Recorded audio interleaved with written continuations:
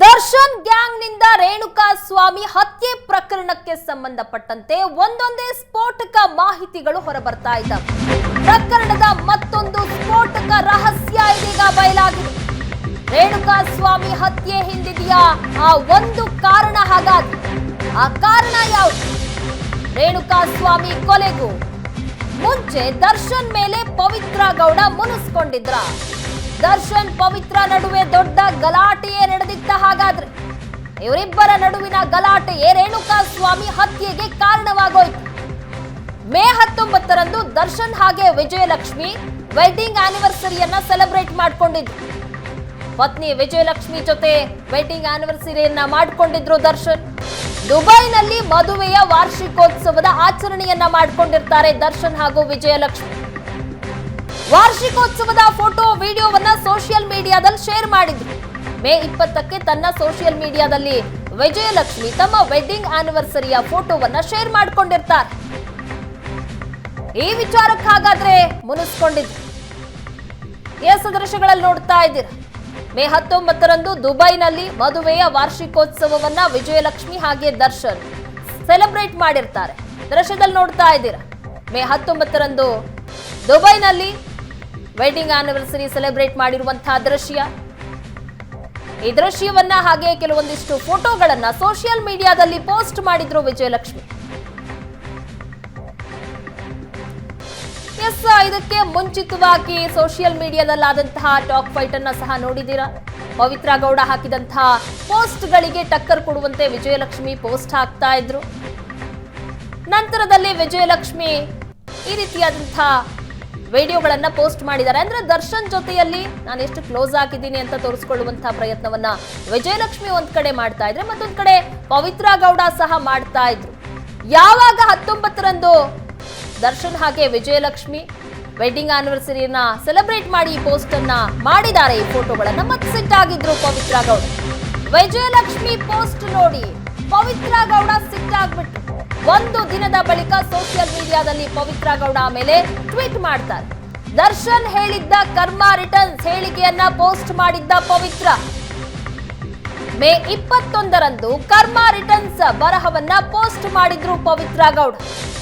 ವಾರ್ಷಿಕೋತ್ಸವದ ಫೋಟೋ ನೋಡಿ ಕೋಪದಲ್ಲಿ ಪವಿತ್ರ ಈ ಪೋಸ್ಟ್ ಮಾಡಿದ್ರ? ಹಾಗಾದ್ರೆ ದರ್ಶನ್ ಜೊತೆ ಒಂದು ವಾರ ಮಾತು ಬಿಟ್ಟಿದ್ರಂತೆ ಪವಿತ್ರ ಗೌಡ. ಇದೇ ಕಾರಣಕ್ಕೆ ಈ ಒಂದು ವಾರದ ಮಧ್ಯದಲ್ಲೇ ಪವಿತ್ರ ಗೌಡಗೆ ರೇಣುಕಾ ಸ್ವಾಮಿ ಮೆಸೇಜ್ ಮಾಡಿರೋದು.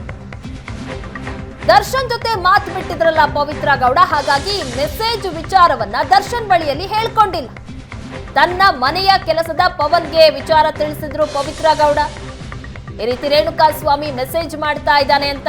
ಆದ್ರೆ ದರ್ಶನ್ ಗಮನಕ್ಕೆ ಇರ್ಲಿಲ್ಲ ಇದು. ಪವಿತ್ರ ಸಮಾಧಾನ ಮಾಡೋದಕ್ಕೆ ದರ್ಶನ್ಗೆ ಆಗ ಅಸ್ತ್ರ ಸಿಗುತ್ತೆ. ಗುಬ್ಬಿ ಮೇಲೆ ಬ್ರಹ್ಮಾಸ್ತ್ರ ಎಂಬಂತೆ ರೇಣುಕಾ ಸ್ವಾಮಿ ಮೇಲೆ ಹಲ್ಲೆ ಮಾಡಲಾಗಿದೆ.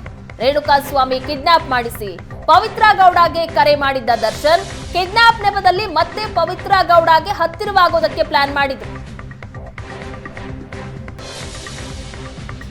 ಎಸ್, ದೃಶ್ಯದಲ್ಲಿ ನೋಡ್ತಾ ಇದ್ದೀರಾ. ವಿಜಯಲಕ್ಷ್ಮಿ ಅವರು ವೆಡ್ಡಿಂಗ್ ಆನಿವರ್ಸರಿಯ ಫೋಟೋವನ್ನ ಯಾವಾಗ ಪೋಸ್ಟ್ ಮಾಡಿದ್ರು, ಅದಾದ ನಂತರದಲ್ಲಿ ಪವಿತ್ರ ಗೌಡ ತಮ್ಮ ಅಕೌಂಟ್ ನಲ್ಲಿ ಪೋಸ್ಟ್ ಮಾಡಿರುವಂತಹ ಪೋಸ್ಟ್ ಇದು. ಕರ್ಮ ರಿಟರ್ನ್ಸ್ ಅನ್ನುವಂತಹ ಪೋಸ್ಟ್ ಅನ್ನ ಮಾಡಿದ್ದಾರೆ. ದರ್ಶನ್ ಫೋಟೋ ಜೊತೆಗೆ ಕರ್ಮ ರಿಟರ್ನ್ಸ್ ಅನ್ನುವಂತಹ ಪೋಸ್ಟ್ ಅನ್ನ ಮಾಡಿರುವಂತದ್ದನ್ನ ನೋಡ್ತಾ ಇದ್ದೀರಾ. ಹೀಗೆ ದರ್ಶನ್ ಜೊತೆಯಲ್ಲಿ ಮಾತನಾಡ್ತಾ ಇರ್ಲಿಲ್ಲ ಅನ್ನೋದು ಸ್ಪಷ್ಟ ಆಗ್ತಾ ಇತ್ತು. ಯಾವಾಗ ವಿಜಯಲಕ್ಷ್ಮಿ ಅವರು ಪೋಸ್ಟ್ ಮಾಡ್ತಾರೆ, ದರ್ಶನ್ ಹಾಗೆ ವಿಜಯಲಕ್ಷ್ಮಿ ವೆಡ್ಡಿಂಗ್ ಆನಿವರ್ಸರಿಯನ್ನ ಸೆಲೆಬ್ರೇಟ್ ಮಾಡಿಕೊಳ್ಳುವಂತಹ ದೃಶ್ಯಗಳನ್ನ ಫೋಟೋಗಳನ್ನ ಆಗ ಸಿಟ್ಟಾದಂತಹ ಪವಿತ್ರ ಗೌಡ ಕರ್ಮ ರಿಟರ್ನ್ಸ್ ಅನ್ನುವಂತಹ ಪೋಸ್ಟ್ ಅನ್ನ ಮಾಡಿದ್ದಾರೆ. ಈ ಹೇಳಿಕೆಯನ್ನ ಏನು ದರ್ಶನ್ ಅವರು ಈ ಹಿಂದೆ ಕೊಟ್ಟಿದ್ರು, ಕರ್ಮ ರಿಟರ್ನ್ಸ್ ಅಂತ, ಅದನ್ನೇ ಪೋಸ್ಟ್ ಮಾಡಿದ್ರು ಪವಿತ್ರ ಗೌಡ.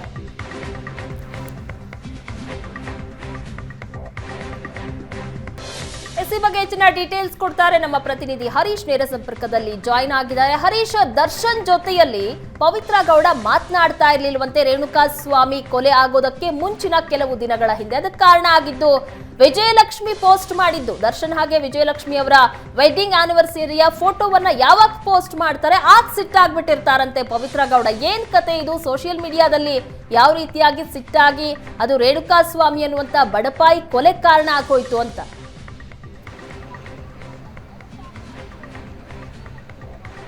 ಪ್ರಗತಿ ಈಗಾಗಲೇ ಏನು ಪವಿತ್ರ ಗೌಡ ಮತ್ತು ದರ್ಶನ್ ಇಬ್ಬರೂ ಸಹ ಲಿವಿಂಗ್ ರಿಲೇಷನ್ಶಿಪ್ನಲ್ಲಿ ಇದ್ದರು ಅನ್ನುವಂಥ ಮಾಹಿತಿಗಳು ಈಗಾಗಲೇ ಇದು ಜಗಜ್ಜಾಹೀರಾಗಿರುವಂಥ ವಿಚಾರ. ಇದಕ್ಕೆ ಸಂಬಂಧಪಟ್ಟಂತೆ ಏನು ಪತ್ನಿ ವಿಜಯಲಕ್ಷ್ಮಿ ಹಾಗೂ ಪವಿತ್ರ ಗೌಡಗೆ ಆಗಾಗ ಸಾಮಾಜಿಕ ಜಾಲತಾಣದಲ್ಲಿ ಇನ್ಸ್ಟಾಗ್ರಾಮ್ನಲ್ಲಿ ಒಬ್ಬರ ವಿರುದ್ಧ ಒಬ್ಬರು ಪೋಸ್ಟ್ಗಳನ್ನು ಹಾಕ್ಕೊಳ್ಳೋದು ಇದೇನು ಮೊದಲ ಬಾರಿಗೆ ಅಲ್ಲ, ಸಾಕಷ್ಟು ಬಾರಿ ನಡೆದಿದೆ. ಆದರೆ ಕಳೆದ ಮೇ 19ನೇ ತಾರೀಕು ವಿಜಯಲಕ್ಷ್ಮಿ ಮತ್ತು ದರ್ಶನ್ ಅವರ ಮ್ಯಾರೇಜ್ ಆನಿವರ್ಸರಿ ಸಖತ್ ಗ್ರ್ಯಾಂಡಾಗಿ ಅವರು ಆಚರಣೆ ಮಾಡಿಕೊಂಡಿರ್ತಾರೆ. ಇದರ ಒಂದಷ್ಟು ವಿಡಿಯೋಗಳನ್ನು ವಿಜಯಲಕ್ಷ್ಮಿ ಅವರು ತಮ್ಮ ಇನ್ಸ್ಟಾಗ್ರಾಮ್ ಖಾತೆಯಲ್ಲಿ ಹಾಕ್ಕೊಂಡಿರ್ತಾರೆ. ಇದಕ್ಕೆ ಯಾವಾಗ ವಿಜಯಲಕ್ಷ್ಮಿ ಅವರು ಈ ಒಂದು ಇನ್ಸ್ಟಾಗ್ರಾಮ್ ಪೋಸ್ಟ್ನಲ್ಲಿ ಈ ರೀತಿಯಾದಂಥ ಗ್ರ್ಯಾಂಡ್ ಸೆಲೆಬ್ರೇಷನನ್ನು ವಿಡಿಯೋಗಳನ್ನು ಹಂಚಿಕೊಳ್ತಾರೆ. ಸಾಧಾರಣವಾಗಿ ಪವಿತ್ರ ಗೌಡಗೆ ಒಂದಷ್ಟು ಇರಿಸು ಮುರುಸು ಉಂಟಾಗಿತ್ತು, ದರ್ಶನ್ ಮೇಲೆ ಒಂದಷ್ಟು ಕೋಪ ಉಂಟಾಗಿತ್ತು.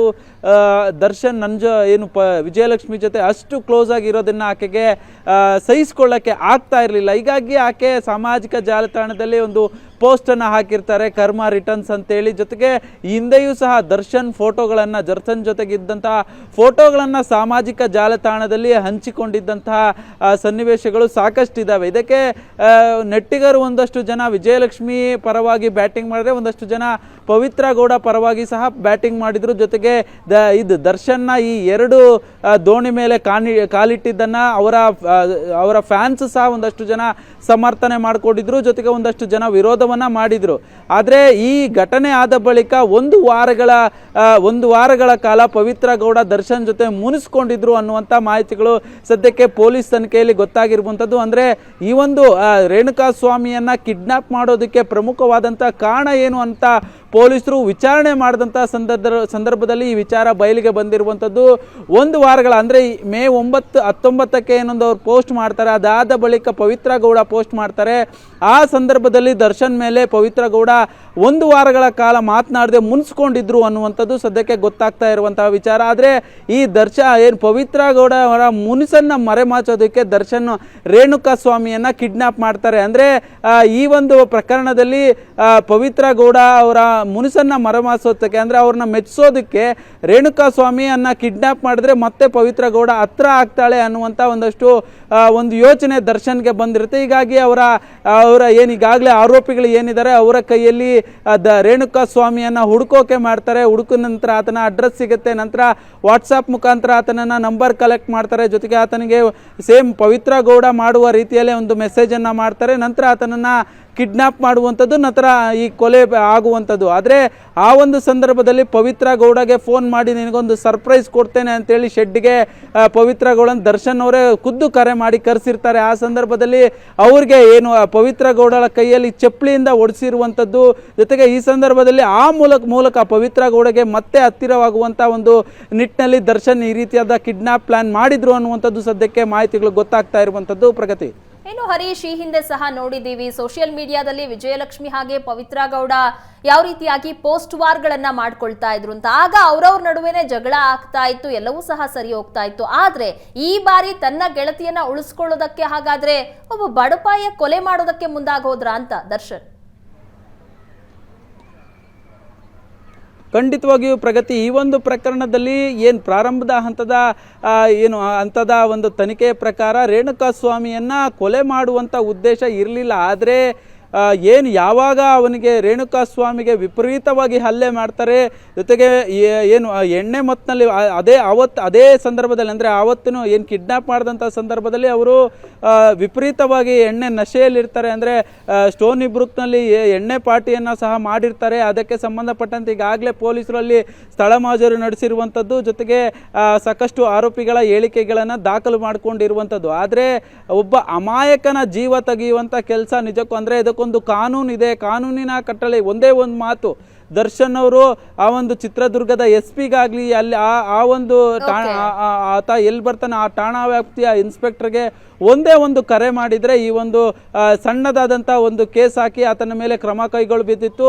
ಆದರೆ ದರ್ಶನ್ನೇ ಈ ರೀತಿಯಾಗಿ ಕಿಡ್ನಾಪ್ ಮಾಡಿ ಕಾನೂನು ಉಲ್ಲಂಘನೆ ಮಾಡಿರುವಂಥದ್ದು ನಿಜಕ್ಕೂ ಇದು ಅವರಿಗೆ ಕಾನೂನಿನ ಮೇಲೆ ಗೌರವ ಇಲ್ಲ ಅನ್ನುವಂಥ ಒಂದು ಇಲ್ಲಿ ಎದ್ದು ಕಾಣುತ್ತೆ. ಪ್ರಗತಿ. ಥ್ಯಾಂಕ್ ಯು ಹರೀಶ್, ನಿಮ್ಮೆಲ್ಲ ಡೀಟೇಲ್ಸ್ಗಾಗಿ.